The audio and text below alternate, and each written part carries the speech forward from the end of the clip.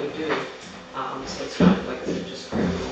Probate, mental health, that's another huge one. Mental health is a huge one. For our office, when we get an indication that somebody has been taken to the state hospital or another private facility, my work stops. I cannot work on anything else. I have to get this all taken care of because it's a very limited amount of time that we have to get this all done. I have to get an attorney. We have to get the state's attorney on board. We have to get a hearing form within 4 days. That is a mandatory thing that we have to do. So everything else comes to a halt until you get that lined up. And fortunately we have Zoom, but unfortunately with not having a lot of attorneys in this area, getting attorneys to come out here for a hearing have gotten to be a real struggle. So Zoom helps with that, but it doesn't cover everything. And so most of our indigent defense for mental health comes out of either Fargo or Jamestown. Let's see, conservatorship and guardianships. We do a lot of guardianships. And once that guardianship is established, then it becomes my office to make sure that we're getting an annual report, that the annual report is done right. A lot of people don't realize that with the guardianship, even though the ward may be young, they might have a handicap of some, they still get a copy of that report. They are entitled to that report, whether they can understand it or not. And now the state has gotten very tough on that. They have to make sure there's a service document in there indicating that that person got that report. And so I've been sending a lot of reports back to people and saying, you have to provide a copy and you have to do a service document and file that with my office. Because the state wants to make sure they're getting their rights covered. At any age? At any age. Really? Mm-hmm. Yeah. Yeah, that's gotten to be a very big thing. 2-year-olds have rights. Yeah, Well, they do, everybody but does, but yes, right. yeah. Well, And whether they understand it or not. They won't understand it. No. the grandparents get involved, and they want to know what's going on. And so, I don't know if they're entitled to it or not, but If they're listed as an interested person on the order, then yes, they are entitled to it. that's why it's done. Yeah. Jury trial, that's another big thing. We just had a jury trial here a week ago or so. Bringing in all the jurors, and everybody loves to do that job, but it is an important part of our system to make sure. Is it up to you to get the juries online? It is. We send out all the summons. When they don't return the summons, then we have to track them down, which we don't really like to do. But yes, then they are my responsibility, my office, to make sure that we have enough jurors come in, so we don't send the sheriff out to pick anybody up off the street anymore. That's not So I allowed. got a question on the juries. Do they have to be Wells County residents? They have to be a Wells County resident. There's some requirements, yes. Yeah. And they're very diligent, because the ones eventually that don't have to come, they call them back, because I was picked as jury duty, and I got a notice I didn't have to come because everything was taken care of. So they are very, very thorough. Yeah, we make sure that, if you need to be here, that we contact you the day before so that you're here, or if the trial gets settled, we try to contact them as soon as possible, because everybody else has lives too. Doing this paperwork, I do paperwork with my granddaughter. There's a lot of paperwork through the whole year to keep track of their money. Yeah, that has to be And counted. we gotta go account it and write it down, and it's a big deal. And then we go through it and we figure it out and And it has, submit it through her. And yeah, they submit it to me, and then Yeah. once I make sure everything's correct, then I submit it to the judge for him to review, make sure there's no red flags, somebody's It's a big spending deal. money that they shouldn't be, that type of thing. Like I said, they really, guardianships have gotten to be a huge thing with the state because of the fact that there's been so much mishandling of money and other things going on in guardianship. We are currently still taking the phone calls for the state's attorney's office. They are forwarded to our office, and so we answer the calls, and depending on what the call is, and send an email to Oliver, letting him know, this person called and the information on how to get a hold of them, and then he contacts them. Or if it's attorneys that need to speak with him, we give him his cell phone number. But yeah, we take all his calls yet, so, which has worked out fine. I mean, it hasn't been an issue. I mean, Good, he's really good about responding to him right away, so good. I haven't come across an issue with that. Let's see. We have a lot of hearings. We have master calendar once a month. That's every second Wednesday of the month. And that's open to anybody. Come watch, see what goes on in the program. But we have a lot of hearings throughout the month that aren't on our regular master calendar date. And a lot of them are held through Zoom. And so depending on the type of hearing, whether it's a public hearing, a private hearing, guardianships are private hearings, so those aren't open to the public. You can sit in on them, but this is, like I said, Zoom has got to be a huge thing because nobody wants to come out to this Right. area. We did have an indigent defense contract for an attorney to come and be our attorney for criminal matters, and they're struggling to get attorneys because nobody wants to come out here. And so we right now do not have a contract attorney. We've just been going from case to case trying to get an attorney assigned to them. There's kind of grants for everything. Has there ever been grants to get attorneys into They have this area? there is a grant out there where you can get some of your schooling paid for if you sign up to do this.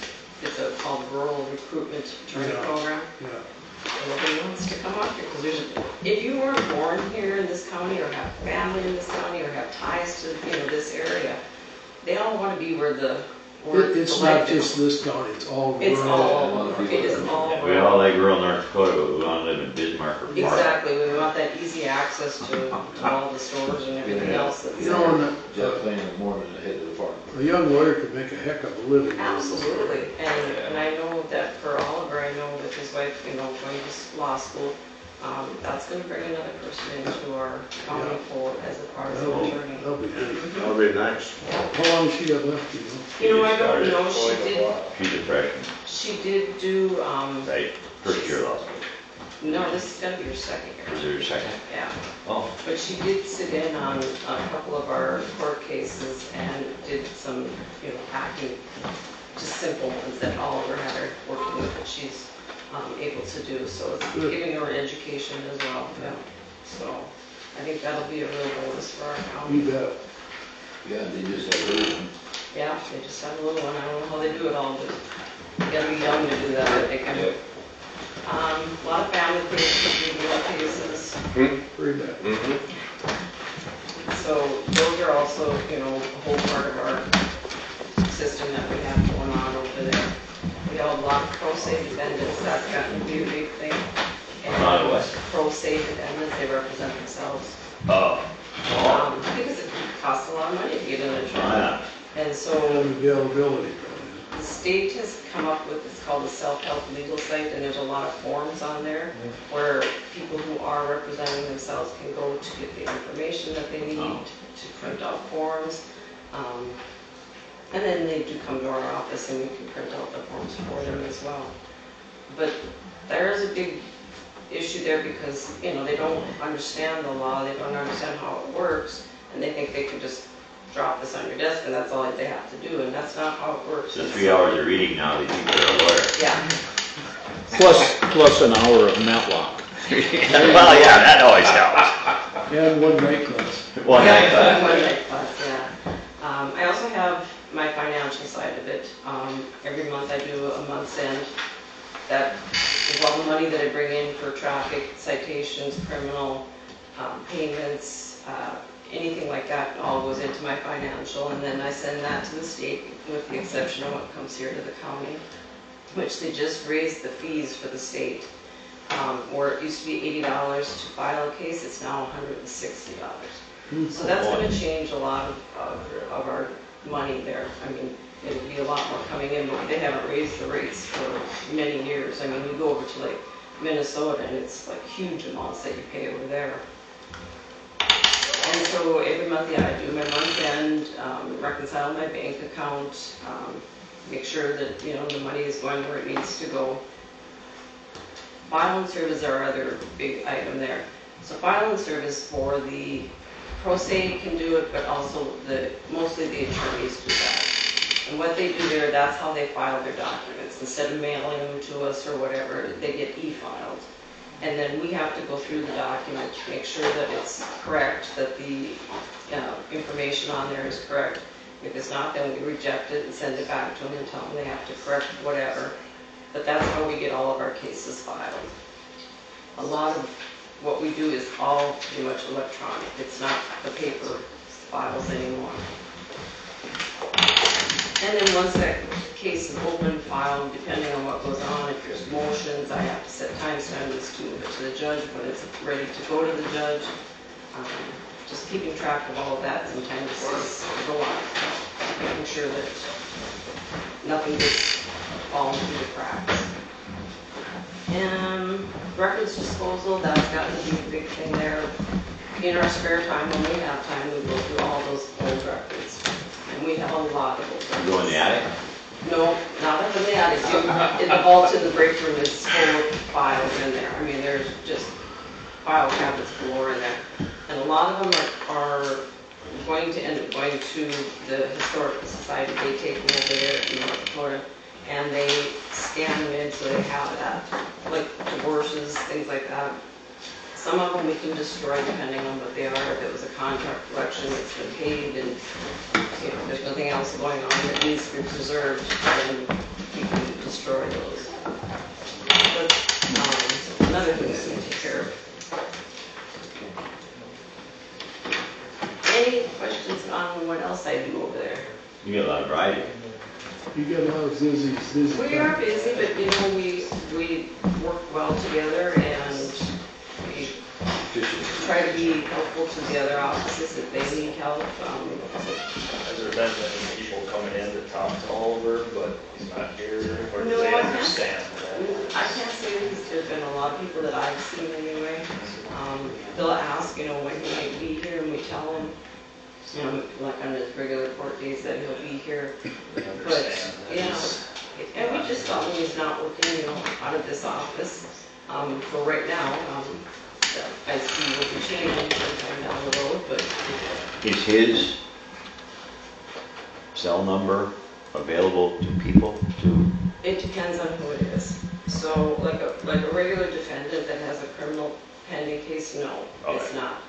Attorneys, you know. Or if someone would come to your office and say, "Hey, I want to talk to Oliver about a certain issue. Do you have his phone number?" No. You don't- What I do, and I get those calls sometimes, Or you might. I will text him Yeah, the name and number, and he'll call right, them. and that's, Okay, that's a better scenario. Better yes, deal. and that's what we do. I've had a couple of issues like that, and I said, I won't give his number out. No, it's best not to, but we take the message, you know, we find out what it's about, and then we send an email to him, and we give him the contact information to contact that person, and then he can contact them. Because this is, you can say what you want, Oliver, but this was Kathleen's biggest, not biggest complaint, but a complaint when she was up in the office. Someone would come in and say, I got this, this, and this. What do you think I should do?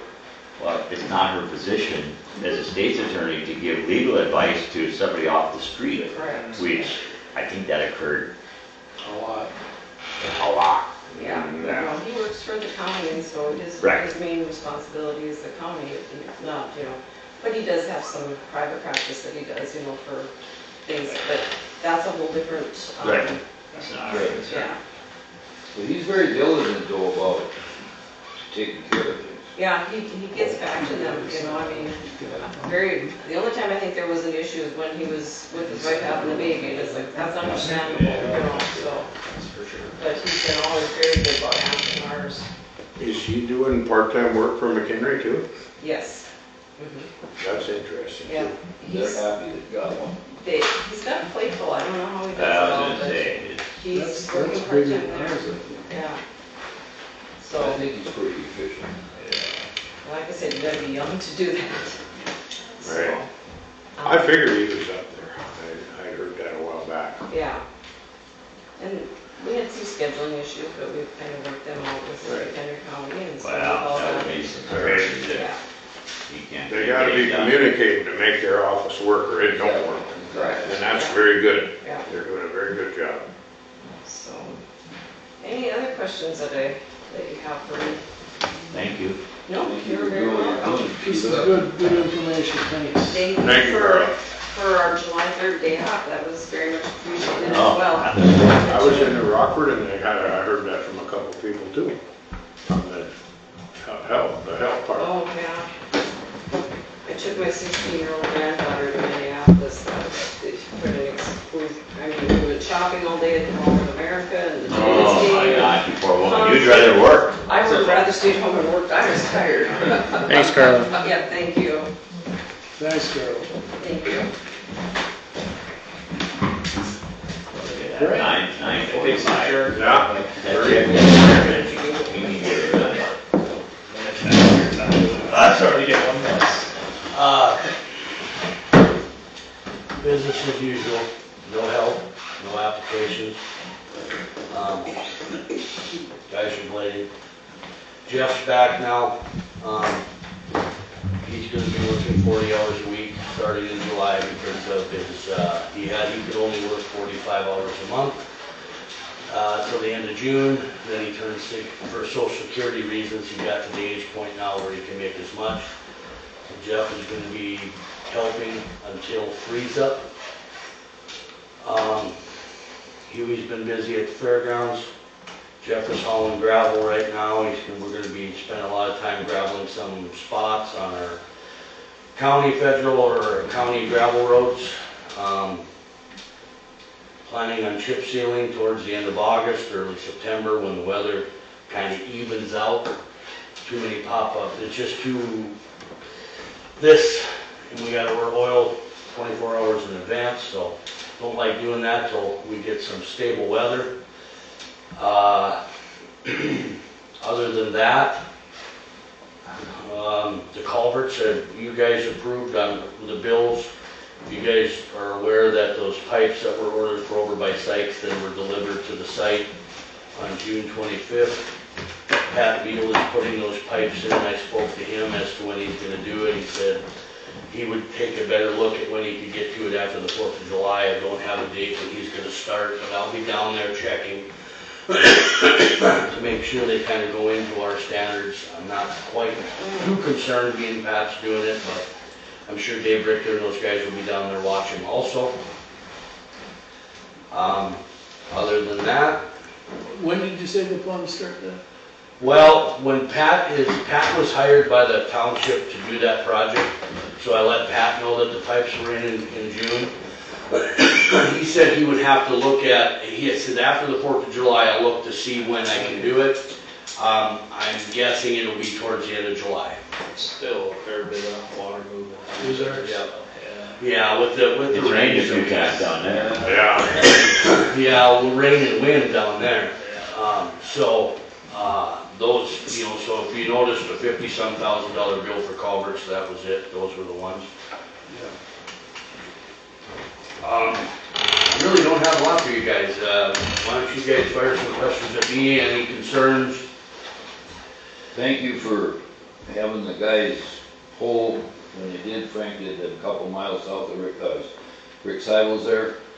There's a few other places he pulled pretty good.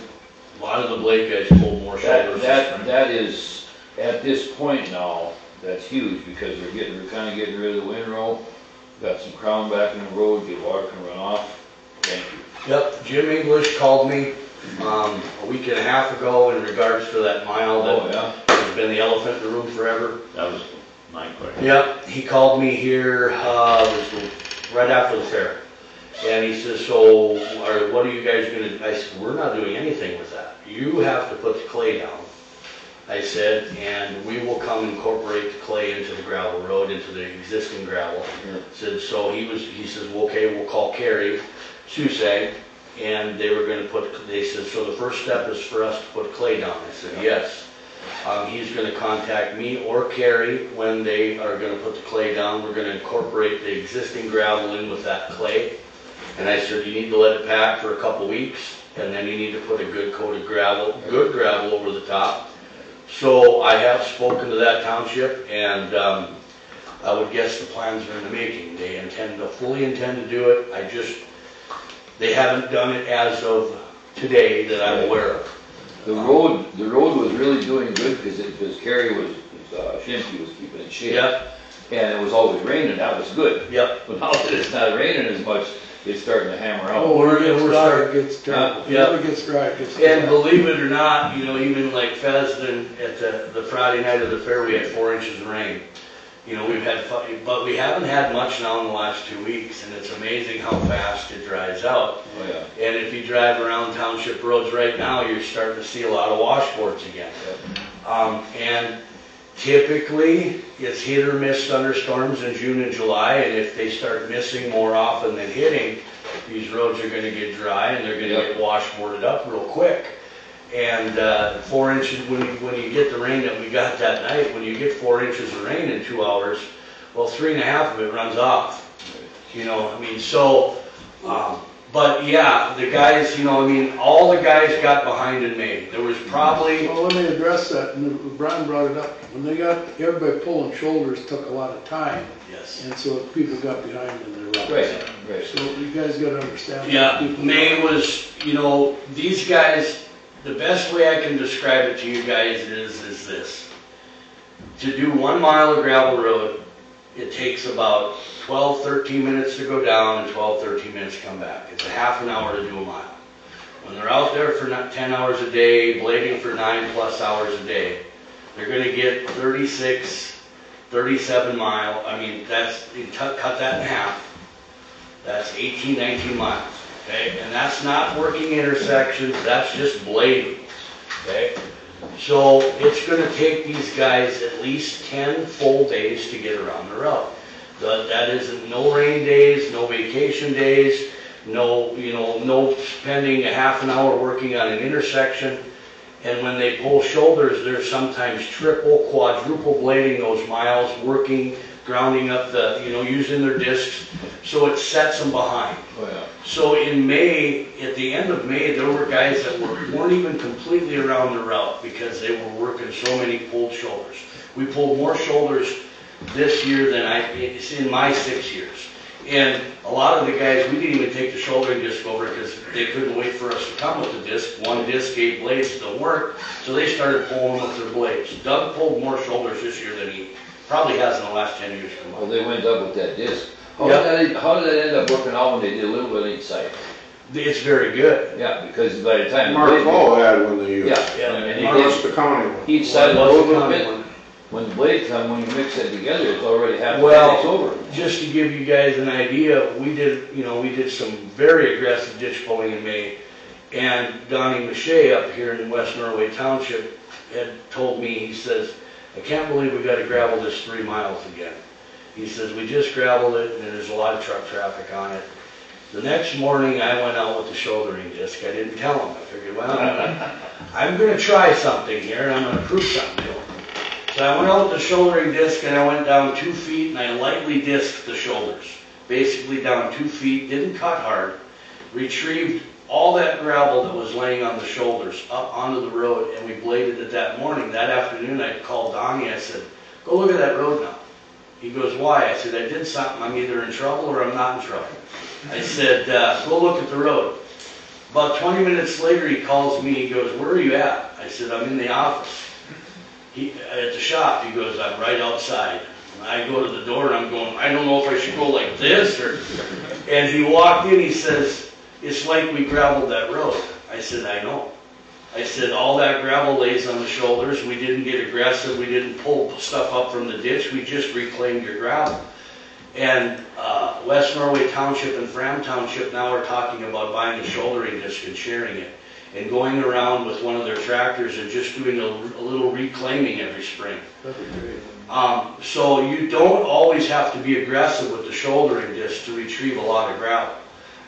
And he says, we're not going to gravel this road this year because you guys, we reclaimed it all. A lot of it. So in answer to your question about Mark Fall, when they just went and lightly touched up the shoulders, the water's getting off the side of the road. It may not be rushing down the ditch, but it's getting off the driving surface, and what they did is reclaim all that gravel that's laying 2 feet down. So it is very beneficial.